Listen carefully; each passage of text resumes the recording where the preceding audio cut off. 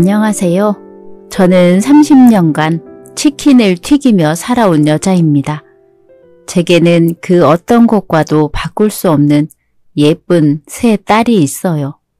첫째 딸은 대기업에 들어가서 저를 감동케 했고, 둘째 딸은 회계사로 취직했죠. 그리고 막내딸은 로스쿨에 입학했어요. 저들 나름대로 열심히 공부해서 부모님이 자식 농사 성공했다는 말 듣게 해준 고마운 딸들이었습니다. 동네에서도 평판이 좋을 만큼 우리 식구는 다복한 가정이었어요. 딸들도 주말마다 집에 오려고 했고, 집에 오면 제잘되면서 어떻게 지냈는지 저와 남편에게 알려주었죠. 엄마, 우리 부서에 임시 부장이 왔는데 아직도 그런 사람이 있다는 게 충격이었다니까? 임시 부장이 어떤데? 나이는 50세가 넘어 보이는데 여자 직원들만 보면 해벌쭉해. 일할 생각은 안 하고 돌아다녀. 아이고, 하랑이 네 말처럼 아직도 그런 사람이 있다니? 설마 하랑이 너한테도 그래? 나이를 똥구멍으로 먹었나? 어딜 감히 내 귀한 딸을? 아빠, 그 부장이 나한테만 그러는 게 아니야. 젊은 애들한테는 성희롱까지 한다니까? 어휴, 진짜 우리 팀 지금 비상이야, 비상. 대기업이라고 다 멀쩡한 사람만 다니는 건 아닌가 보네. 그래서 어떻게 됐는데? 한 번은 우리 팀 막내한테 어깨를 쓸면서 수작 부리더라고. 내가 그 꼴을 보고 도무지 참을 수가 없어서 한마디 던졌지. 언니가? 그래도 부장인데 너 괜찮은 거야? 에이, 엄마, 걱정하지 마. 나 그래도 벌써 대리 달았어. 아무튼 그게 중요한 게 아니라 그 변태 부장 새끼가 그때 이후로 이제는 나한테만 다가오잖아. 나 진짜 징그러워 죽겠어.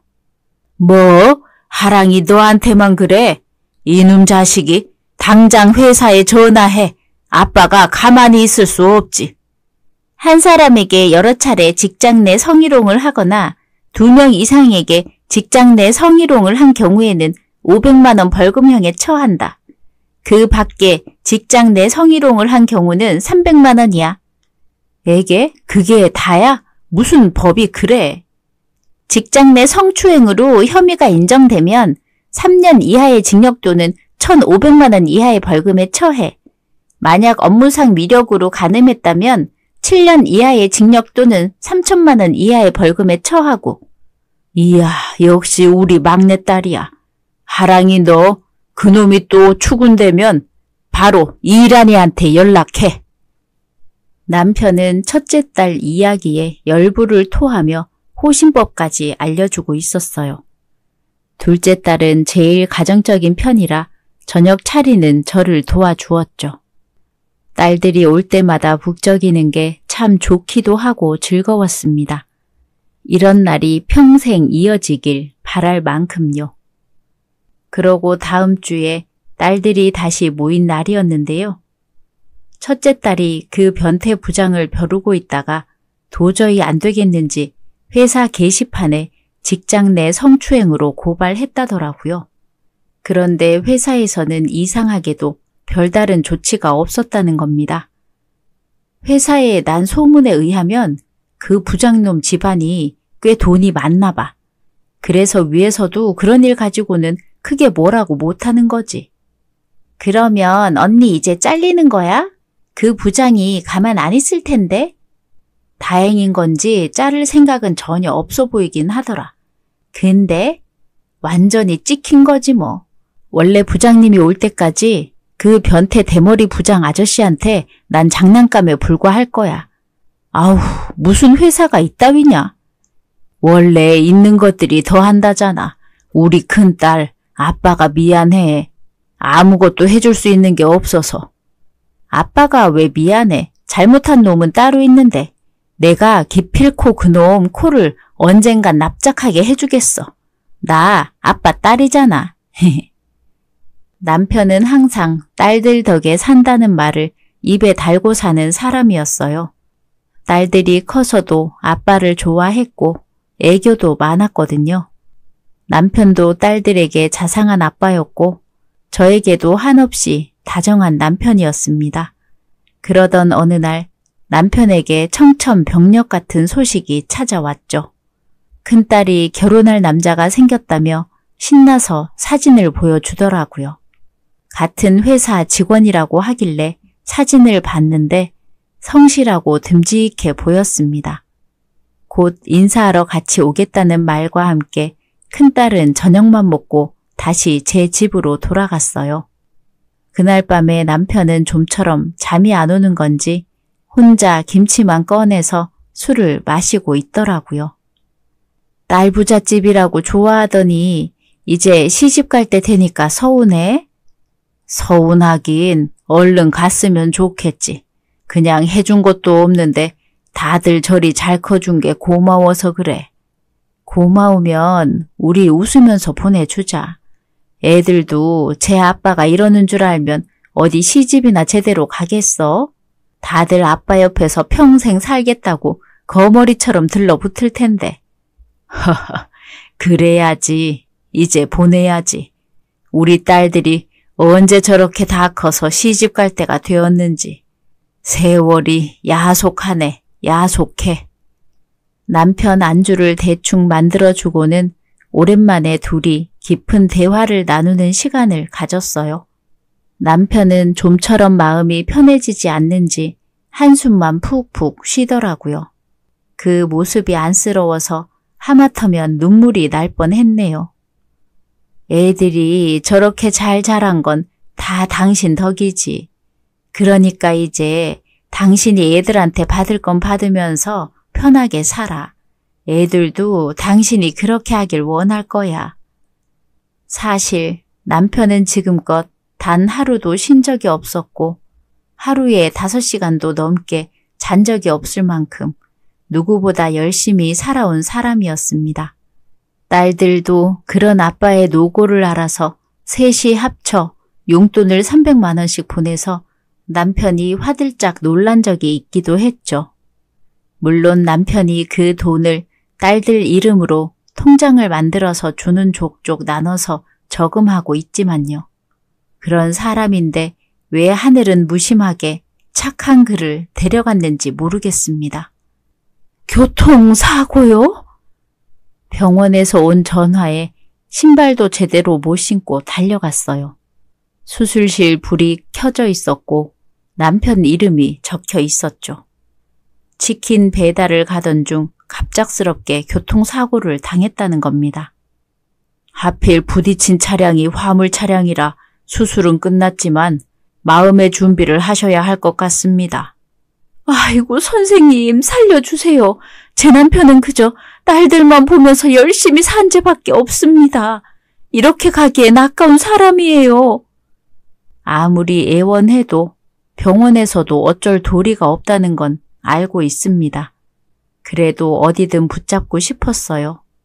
중환자실에 누워있는 남편을 위해 기도하면서 앉아 있었죠. 그리고 딸들이 하나 둘 도착했는데 막내까지 도착하자마자 삐 소리와 함께 남편의 숨이 끊어졌어요. 아마 남편은 딸들을 모두 보고 가려고 기다린 게 아닐까 싶네요. 남편 장례식을 치르기 전에 실십만 2번을 하는 바람에 딸들도 충격이 큰 듯 했습니다. 다들 정신을 못 차리고 있었거든요. 여기서 제가 더 무너지게 된다면 딸들도 무너지겠다는 생각이 들어 억지로 정신을 차리려고 했습니다. 우리 여자넷은 장례식 내내 눈물이 마를 날이 없었는데요. 장례식 둘째 날에 특히나 많은 사람이 조문을 와줘서 고마웠어요. 바쁘게 움직이다 보니까 조금은 생각이 덜 나서 덜 슬프기도 했죠. 그런데 문득 돌아보니 둘째 딸이 어디 가고 안 보이더라고요. 첫째랑 막내에게 물었는데 저들도 모르겠다고만 했죠. 얘가 바쁜데 대체 어딜 간 거야? 그렇게 한참 둘째를 찾아 장례식장 밖을 나가 돌아다니다가 주차장 뒤편에서 딸을 발견했습니다. 그런데 모르는 남자와 함께 있더군요. 처음 보는 남자였는데 딸은 뒤를 돌아 있어서 표정이 보이지 않았어요. 남자의 표정을 보니 웃고 있는 게 분위기가 심상치 않아 보였습니다. 혹시 지연이도 만나는 남자가 있었던 건가? 지 아빠가 가기 전에 알았으면 참 좋아했을 텐데 마음도 심란하네. 건드리지 말고 알아서 들어오라고 둬야겠네. 그 둘을 흐뭇하게 보고는 돌아섰어요. 장례식장으로 다시 돌아오고 나자마자 둘째 딸이 돌아왔길래 놀랐죠. 그렇다고 당장 캐묻진 않았습니다. 괜히 혼란스러워 할까 봐서 제가 먼저 얘기할 때까지 기다리기로 했어요. 그때 둘째와 대화하던 그 남자가 들어오는 겁니다. 아직 둘째가 못 본 듯해서 제가 다가가서 인사했어요. 안녕하세요, 어머님. 지연 선배 후배 홍남준이라고 합니다. 편하게 불러주세요. 참 훤칠하게 생겼네요. 그나저나 우리 지연이랑은 선후배 사이가 끝이에요? 네? 실은 내가 둘이 주차장 뒤에서 이야기하는 모습을 봤거든. 혹시 다른 마음이 있나 해서요. 제 말에 살짝 당황했지만 이내 웃으면서 주위를 둘러보더군요. 그러고는 목소리를 낮춰 말했어요. 사실 선배한테 첫눈에 반했거든요. 근데 선배는 제가 마냥 어리게만 보이나 봐요. 남자로 보이고 싶은데 혹시 어머님께서 알려주실 수 있나요? 선배의 마음을 사로잡을 비법이요. 넉살이 좋은 이 청년이 둘째와 제법 잘 어울리겠다고 생각했어요. 그래서 그에게 둘째는 남자다운 남자를 좋아해서 일 잘하고 계속 먼저 다가가면 마음이 열릴 거라고 알려주었습니다. 그렇게 흥미진진하게 대화를 주고받고 있었는데요. 그 모습을 둘째가 보았는지 와서는 저를 끌고 가는 거예요. 엄마, 쟤랑 가까이 있지 마. 어떤 사람인 줄도 모르면서 그렇게 막 웃으면서 얘기하고 있어? 왜 사람 좋아 보이던데 네 후배라면서. 쟤 완전 날라리야. 여자의 미친놈. 우리 회사 여직원들은 죄다 찔러보고 다닌다니까? 하나만 걸리라는 마음으로 그러는 거지. 에이, 설마 대화 조금만 해보니까 바른 청년 같던데? 네가 일 때문에 너무 예민하게 생각하는 거 아니야? 그게 제 수법이야. 모르는 사람이 보면 우리가 나쁜 줄 안다니까? 엄마도 절대 현혹되지 마. 알았지? 그냥 제 근처도 가지 마. 둘째 딸이 계속해서 신신당부하길래 일단 알겠다고 하고는 일에 집중했죠. 저녁이 되고 사람이 조금 빠지자 한숨을 돌릴 수 있었습니다. 그런데 밖에서 시끄러운 소리가 들리더라고요. 무슨 일인지 보려고 앉았던 몸을 일으키고 있었는데 첫째 딸이 다급하게 절 부르는 겁니다. 엄마, 지현이가 왜? 얼른 나와봐. 심장이 덜컹 내려앉는 기분이었어요. 혹시나 제 아빠 사고를 받아들이지 못해서 잘못된 생각을 한 건 아닐지 온갖 걱정을 안고 달려 나갔습니다. 그때였어요. 누군가 뺨 맞는 소리에 화들짝 놀라 걸음을 멈추었죠. 사람들이 둘러싸인 곳을 보았는데 그 틈 사이로 둘째가 보이더군요. 혹시 둘째가 누군가에게 맞았는지 불이 나게 달려갔더니 당한 사람은 둘째가 아닌 바로 그 청년이었습니다. 둘째 딸 후배라고 했던 그자였죠. 지현아! 그래도 딸 걱정이 먼저였습니다. 어디 다친 곳은 없는지 살펴보는데 딸이 냅다 소리치더라고요. 감히 우리 가족을 모욕해? 너 내가 아주 박살 내버릴 거야. 너 왜 이래? 아휴, 죄송해요. 지연이가 이런 애가 아닌데. 엄마, 사과하지 마. 저딴 놈한테 뭐하러 사과해? 너 정말 왜 이러니? 아빠 보는데 부끄러운 짓이나 하고 엄마가 널 그리 가르쳤어? 참고 참았던 눈물이 터지면서 하필 남편 장례 때 이런 일이 생긴 게 마음에 좋지도 않았고 둘째 딸이 어디서 사고 칠 아이도 아닌데 왜 이러고 있는지도 답답했어요. 저는 그 청년에게 고개까지 숙이면서 사과했고 그는 떨떠름하게 사과를 받고서 지나가려고 했는데요. 겹사돈이면 돈도 아끼고 좋잖아요. 어차피 오늘 보니까 선배네 부모님 돈도 없어 보이던데 선배가 지금 가릴 처지는 아니지 않아요? 아니면 선배 동생이 제일 예쁘던데 선배 동생이라도 소개해 주던가요?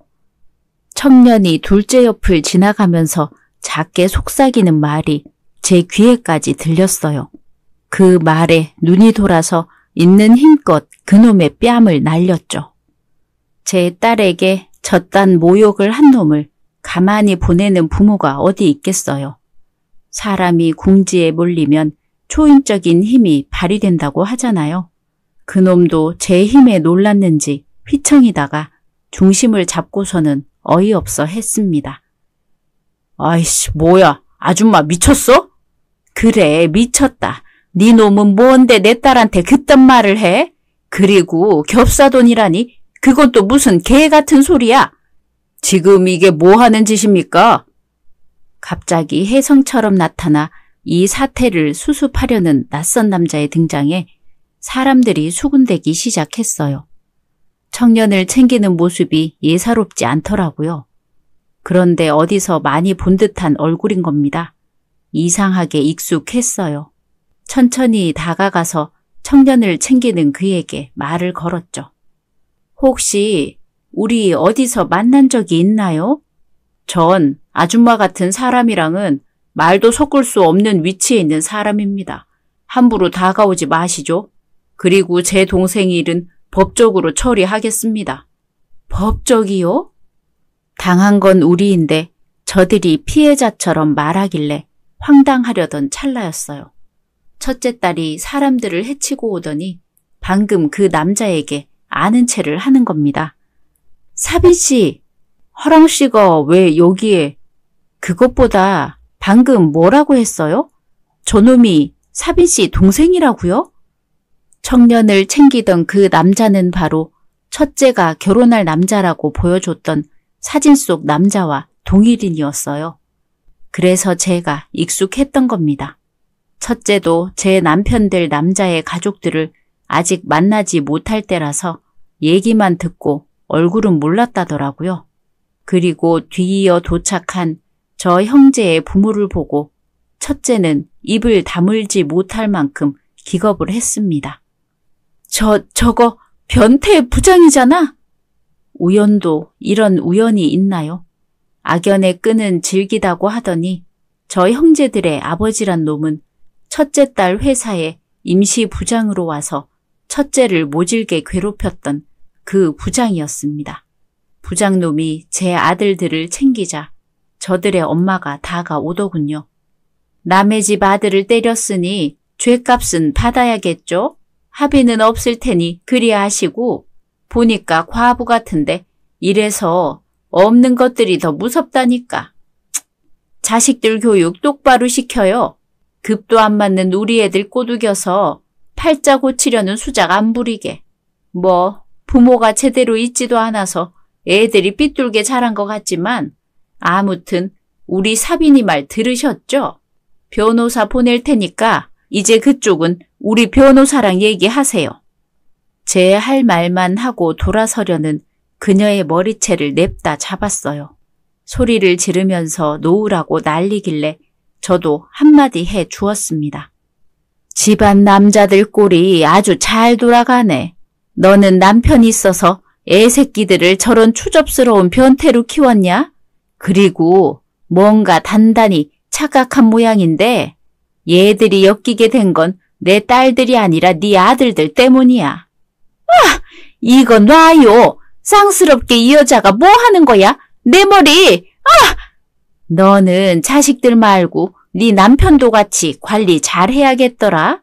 어디서 우리 귀한 딸한테 접근해서 성추행이니 성희롱이니 말 나오게 하고 있어.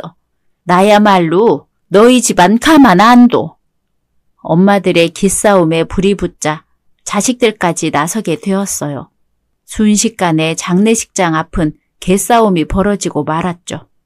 다른 장례식에 온 조문객들과 유가족들이 우리 싸움을 말리려고 했지만 도무지 나아질 기미라고는 보이지 않았습니다. 결국 누군가 경찰을 불렀는지 사이렌 소리가 들리고 상황은 더더욱 심각하게 흘러가고 있었죠. 서로 경찰에게 말로만 내가 잘했니, 네가 못했니 하고 있었는데요. 경찰들은 장례식 주차장에 있던 CCTV를 보고는 둘째 딸에게 책임이 크다고 했어요. 그도 그럴 게 둘째가 먼저 청년의 뺨을 때린 모습이 찍혀 있더라고요. 이거는 저놈이 남의 아들한테 이놈 저놈 하니까 딸들이 다 보고 배운 거잖아요. 그러는 당신은 아들 교육을 얼마나 잘 시켰길래 집안 남자들이 싹 다 변태 잡놈들만 가득한데 아까부터 변태 하는데 증거 있어요? 증거도 없이 그렇게 말하면 명예훼손으로 고소할 거예요. 사실 저 말이 맞았어요. 저에게는 딸의 억울함을 증명할 증거라고는 하나도 없었습니다.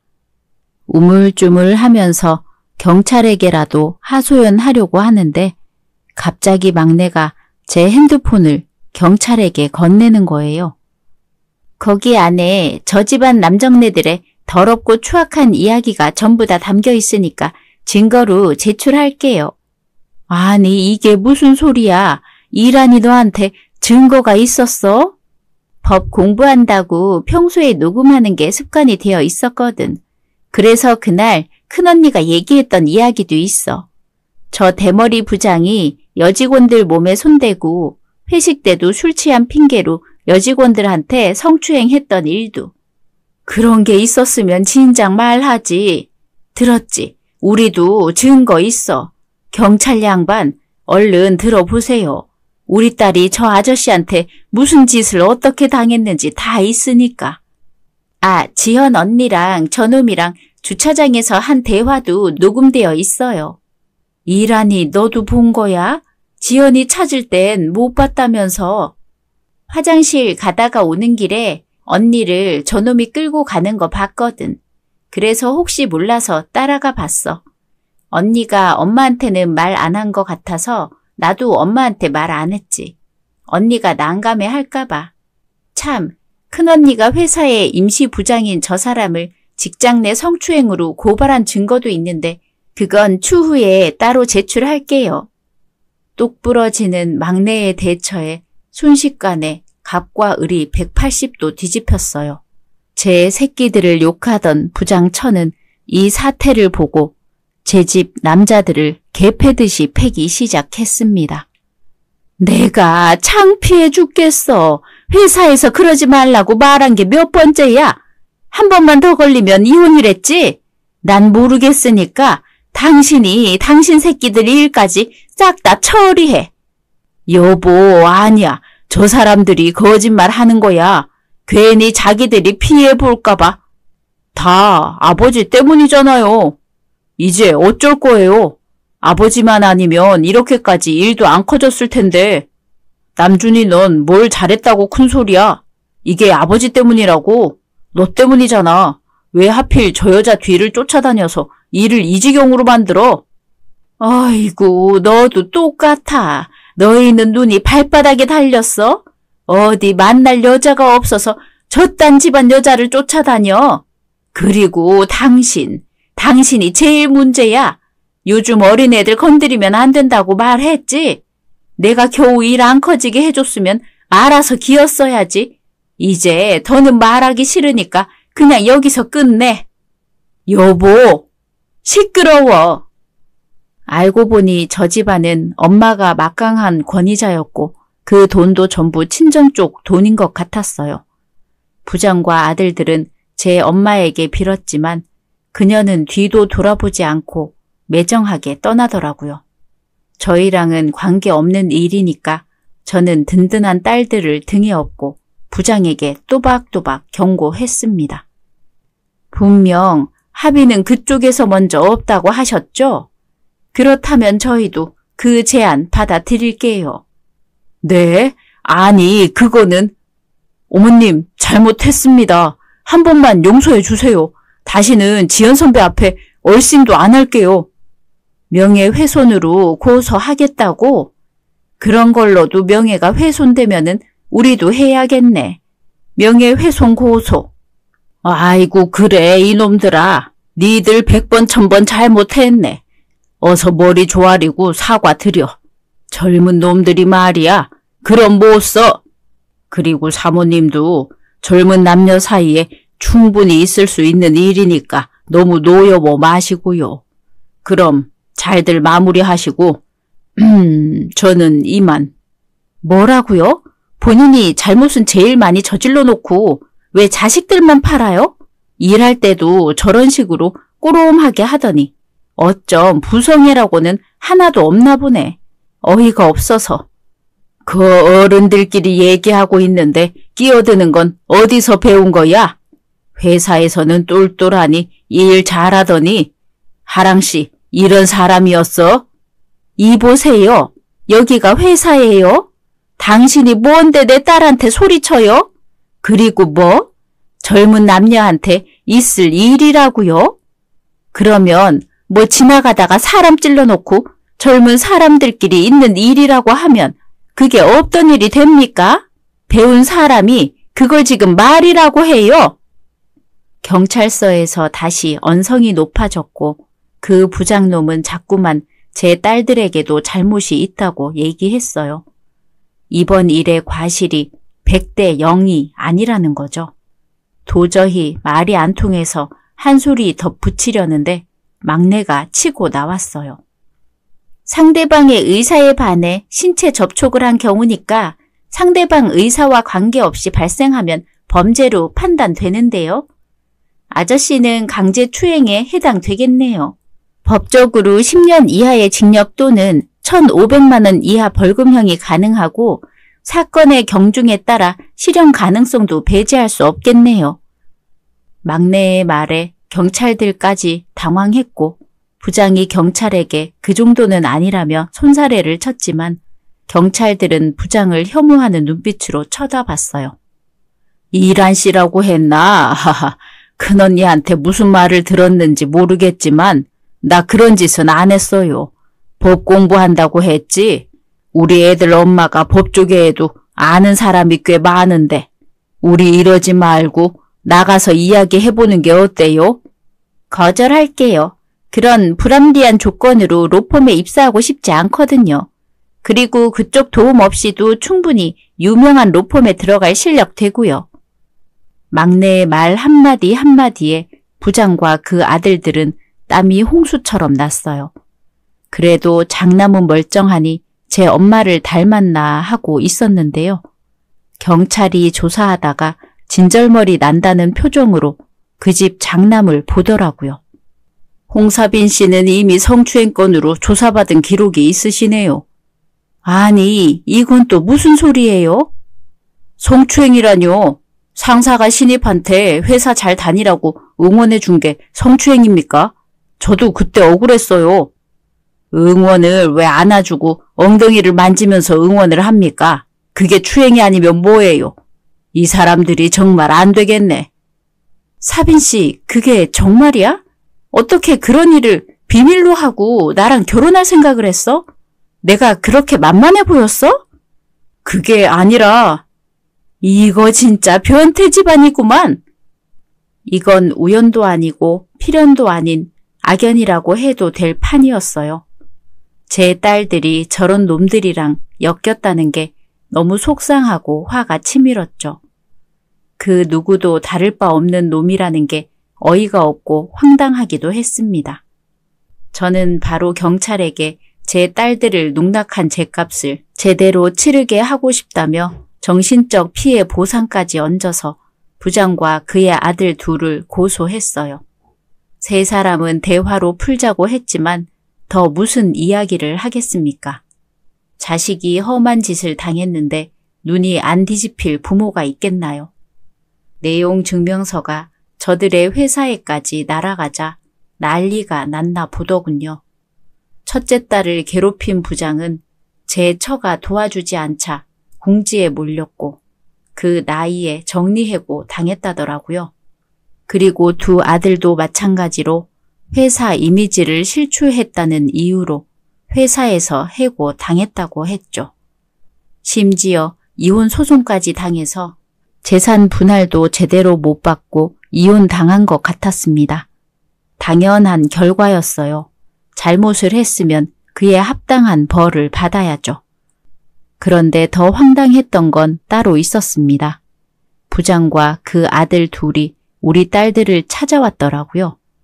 집에서 다 같이 남편의 유품을 정리하고 있었는데 치킨집 전화번호로 전화가 오길래 받았죠. 제발 만나달라고 사정해서 치킨집으로 나갔어요. 무슨 일이세요? 우리 사이에 더한 볼일이 남았나요? 저기 염치 없다는 거 알지만 부탁드리러 왔습니다. 무슨 부탁이요? 저희가 배상금을 갚아 나가려면 일을 해서 돈을 벌어야 하는데 마땅히 일자리가 없더라고요. 제가 회계사로 일해서 계산은 아주 빠르고 능숙하게 잘합니다. 여기 사장님께서 돌아가셨으니 배달할 사람을 구해야 하지 않나요? 전 이륜 자동차 면허증도 있습니다. 지금 뭐 하자는 겁니까? 그 돈 다 갚을 때까지 무슨 일이든 다 할 테니까 믿고 써주세요. 네? 저랑 장남이 배달을 나갈 테니까 막내를 카운터에 쓰시면 어떨까요? 사모님은 닭 튀기느라 홀에는 신경 쓰기 힘드실 텐데요. 지금 협박하시는 거예요? 협박이 아니라 정중한 부탁이죠. 이렇게 만난 것도 인연이라면 인연 아니겠습니까, 어머님? 참으로 뻔뻔한 사람들이었어요. 부장은 당연히 나이가 있으니까 갈 곳이 없다 치는데 아들들까지 받아달라는 건 무슨 염치인지 모르겠더라고요. 물론 저들을 모두 받아줄 마음 따위는 없었지만요. 난 그쪽들 같은 범죄자들은 필요 없으니까 다른 데 가서 일자리 알아보세요. 사모님, 아이고 왜 이러세요. 이거 놔요. 어머님 도와주세요. 제발요. 이렇게 부탁드립니다. 새 남자가 무릎 꿇고 바지가랑이를 붙잡고 늘어지는데 소름이 쫙 돋더라고요. 그때 딸들이 가게로 왔고 그 광경을 보자마자 첫째가 주방으로 달려가더니 치킨 무를 한 바가지 퍼와서 저들에게 뿌렸어요. 시큼한 냄새가 퍼지자 그놈들이 소리를 지르면서 나자빠지더라고요. 이게 뭐 하는 짓이야? 너야말로 네 아빠랑 동생 데려와서 우리 엄마한테 무슨 짓 하려고 했어? 내가 다시는 내 앞에 나타나지 말라고 경고했을 텐데? 너 보러 온 거 아니야. 일자리 구하러 온 거지.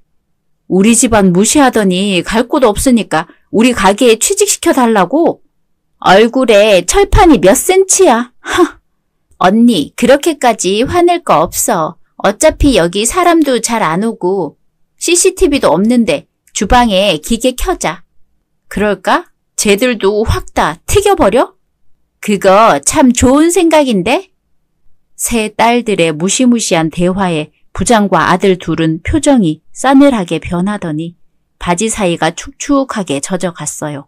더러워서 딸들이 소리를 지르자 그대로 꽁문이 빠지게 가게 밖으로 도망가 버렸죠. 딸들은 저에게 괜찮냐고 물었고 당연히 괜찮다고 했습니다. 대체 무슨 생각으로 피해자한테 와서 일자리를 달라고 하는 건지 생각이 없어도 절이 없을 수 있나 싶었네요. 저런 집안을 보니까 그래도 저랑 남편은 자식들을 참 잘 키워냈다는 생각이 들었습니다. 잘난 집안에서 자라도 저렇게까지 모나게 자랄 수 있다는 걸 실제로 보니까 더 와 닿았거든요.